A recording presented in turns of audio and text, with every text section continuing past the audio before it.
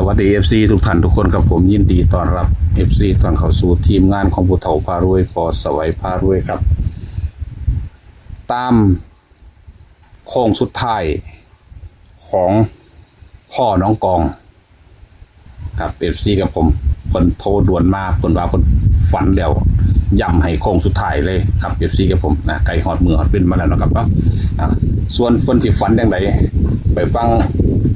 พ่อน้องกองคนที่เราให้ฟังนะครับเด้อก่อนที่เขาไปชมคลิปก็ให้ใช้วิจารณญาณในการรับชมครับทางช่องเป็นสื่อกลาง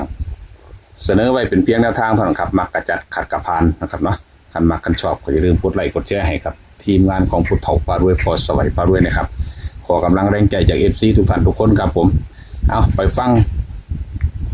พ่อน้องกองจะเล่าให้ฟังครับ FC ครับครับสวัสดีครับครับสวัสดีครับพ่อสวัยพารวยครับผมพ่อตั้งกล้องแล้วตั้งกล้องขึ้นเรียบร้อยแล้วเด้พร้อมแล้วเด้คือว่าตองวดเฮานี่ฝันว่าเห็นเลขอยู่ทั้งฟ้าแม่นบ่ครับเป็นเลขอยู่ทั้งฟ้ากับที่ปูเพิ่นมาบอกอัน12ครับ12นี่เพิ่นบอกตองวดครับบอกตองวดพอระยะหลังมาบัดนี้มาฝันเห็นนี่เลขลอยไม้ทั้งฟ้าเที่ยงที่นี่เล่นบอลตัวลอยมานี่ครับตัวบอกง่าย14ตัวบอกง่ายเด้อพ่อครับผมที่เฮากันเอาไว้ก็คือข้ามขึ้นไปแต้มนึงมี15เนาะครับ15เอาเมื่อคืนนี่คือว่าฝันแล้วฝันอันไหนฝันวันพระเมื่อคืนเนาะครับวันพระ8ค่ำที่ผมฝันนั่นจังซี่ยามมื้อสวยเนาะยามมื้อสวยผมมันบอกมันเด่นย่างเด่นอยู่หลังบ้านผมมันมีต้นมะพร้าวดิมันยิ่งด้วยมะพร้าวล้นลงมาเกือบถึงหัวผมโอ้ตัวแล้วผมมาเบิ่งตัวเลขก็แล้วว่าซั่นแล้วผมเห็นนั่นตัวเลข73อยู่ด้วยมะพร้าวพ่อแล้ววันนี้ผมก็เลยเอาเลข73ไปเสี่ยงลองเบิ่งโอ้เอาเป็นเสียงในความฝันเฮาครับไปเสี่ยงในความฝันเฮาไปเสี่ยงลองเบิ่งแล้วผมก็เลยฝันว่าได้กินข้าวโอ้กินข้าวบดกล้องนึงนะกินบ่แม่นน้อยได้กินข้าวกินย่างคักขนาดโอ้กินบ่เป็นบ่คือจังได๋คือกินบ่ไหลกินอิ่มแบบอิ่มบ่เป็นจังซั่นแล้วบัดนี้ช่วงประมาณ6:00 นกว่าๆนี่บ่ผมก็เลยมาเข้าห้องน้ำแล้วบัดนี้ก็ไปนอนอีกนอนหลับอีกบัดนี้ปู่เพิ่นมาให้3ตัวบัดนี้โอ้โหเพิ่นมาบอกให้873แล้วก็โอ้เพิ่นเอาตัวที่3มาให้ย้ำขึ้นอีกครับเอาตัวที่3มาให้873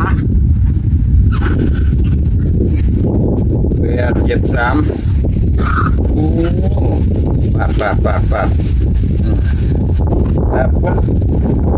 เพิ่นให้หันเพิ่นเพิ่นวางไหนบ่ที่ว่าเพิ่นว่าเอา8ใส่บ่คือจังได๋เพิ่นไปตรงๆเลยเพิ่นมาบอกตรงๆกันนะเพิ่นว่าเอาเด้อพอจะมาให้ลูกวันให้3ตัวบัดนี้เพราะว่ามื้อวันนี้8ค่ำเด้เนาะวันพระเพิ่นก็เลยมาให้ผมมัน3ตัวไว้เอา873ไปเด้อซั่นเพิ่นว่า73ไปเลยเพราะว่าเลขมะพร้าวมันได้73อยู่แล้วครับเลขมะพร้าวมัน73อยู่แล้วตัว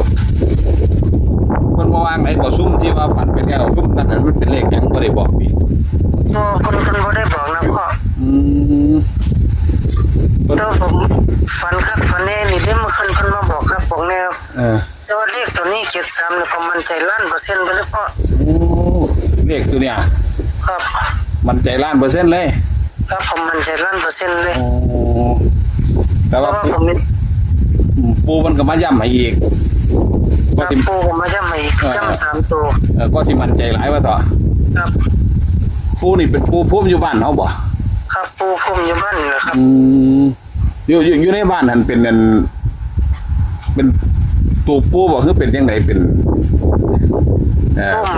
พุ่มผีหน้าจังซี่นะก็โอ้พุ่มผีหน้าเพราะว่าอยู่กับหน้าที่บ้านครับมันติดกับหน้ากับห้องกับห้วยหน้าบ้านเราซี่นะ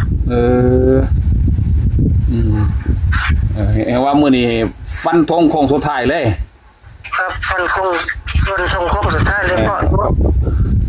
ตองวดเท่าได้มากแค่2ตัวไม่เรื่อยเนาะบัดนี้เพิ่นมาให้3ตัวสุดท้ายเนี่ย ครับ 3ตัว พ่อวงกลม3ตัว873มันลดแล้วก็วงกลม1412หา1อันตกกันตัวรองพ่อ ก็วงกลมไว้เบิดแล้วนี่ทั้ง1412 ครับ แล้วก็873นี่แหละก็ลงสีไว้พร้อมละซุ่มที่ทั้งวันนั่นน่ะซุ่มที่ ครับ ที่ว่ามั่นใจนะ พอดีผมย่างมาเล่นหลังบ้านเมื่อวันนี้มันสวยกับข้าวเกือบล้นถึงหัวมันยังมันเป็นสิเนาะสนุกผมก็เลยมาเบิ่งหน่วยบักข้าวเห็นเลข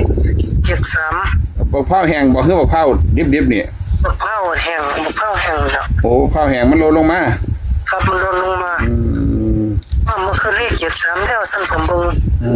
ลองเขียนใส่กระดาษไปเสียงลองเบิ่งบ่แดงบ่ก่อนหน้าว่าสั่นผมก็ได้ฝันดีจุฝันว่าได้กินข้าวน้ำล่ะ โอ้อันฝันว่าได้กินข้าวนี่ฝันครั้งแรกป่ะ ครับฝันครั้งแรกก็ ตอนนั้นตื่นขึ้นมานี่เด็กป่ะ ตอนผมตื่นฝันว่าได้กินข้าวนี่6 ทุ่มกว่าๆนี่แหละก็ผมก็เล่นจะมาเข้าห้องน้ำมันนะปวดเหี่ยวมาเข้าห้องน้ำ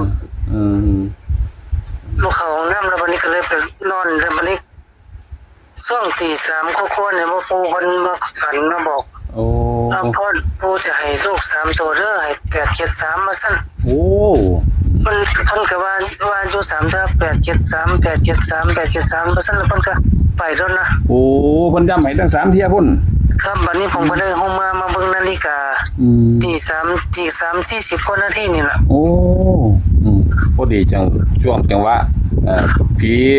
สิกลับบ้านพอดีเนาะ ครับ โอ้3ตัวเอามันมี3ตัวอยู่หางเดียว ครับครั้งเดียวน อกนั้นก็เป็นเลข2ตัวเบิด ครับ แต่ก็ตัวต่องวดนี่เพิ่นก็มาบอก 12 12นี่เป็นผู้เดียวกันบอกคือผู้ใด ผู้เดียวกันแล้วพ่อ12โอ้ตัวเพิ่นบอกคือเพิ่นมีบ่บอกนี่ก็คือมี12กับ873ครับกับ873เพราะว่าเลขเฮาฝันต่างหากนี่คือ14 14ฝันเห็นอยู่ทั้งฟ้าครับ ก็เฮาก็กันไว้เพื่อว่ามันบ่ออกตัวไหนมันก็สิออกตัวนึงเนาะ ครับผม ว่ามันใจหลายปานใดก็เลขตัวนี้ เลข73เนี่ยผมมั่นใจ100%เพราะนะพ่อ ป้าตัว แต่ว่าส่วนมากมันก็บ่เข้า3ตัวดอกมันมาบอกกันเลยส่วนมากมันจะเข้า2ตัว โอ้ส่วนหลายของเพิ่นนี่ครับ สิเข้าแค่2ตัวเท่านั้น ครับ แต่ว่าครั้งแรกบอกเพิ่นบอก3ตัวคือเพิ่นบอกมาตลอด เพิ่นก็บอกมาเลยอยู่มันก็บ่ค่อยเข้าดอกแต่ว่าเท่านี้มันก็บ่แน่ที่พ่อถ้ามันออกนอก873มันก็บ่แน่นอน แม่นของบ่มีหักนะ ของบ่มีหัก FC กับผมอันนี้คือเซียนน้องกล่องแล้วคือคุณพ่อน้องกล่องนะครับแล้ว FC กับผมผู้เพิ่นมาย้ำให้โค้งสุดท้ายฟันตรงเลยว่าซั่น3ตัว873วงกลมให้ด้วยนะพ่อนะว่าซั่นว่าส่วน2ตัวก็วงกลมที่12กับ14ครับ FC กับผม ครับ เป็นเพียงแนวทางเป็นความเชื่อส่วนบุคคลนะครับเด้อสำหรับคลิปนี้ก็ขอบคุณคุณพ่อแล้วครับผมสวัสดีครับ ครับสวัสดีครับผมครับ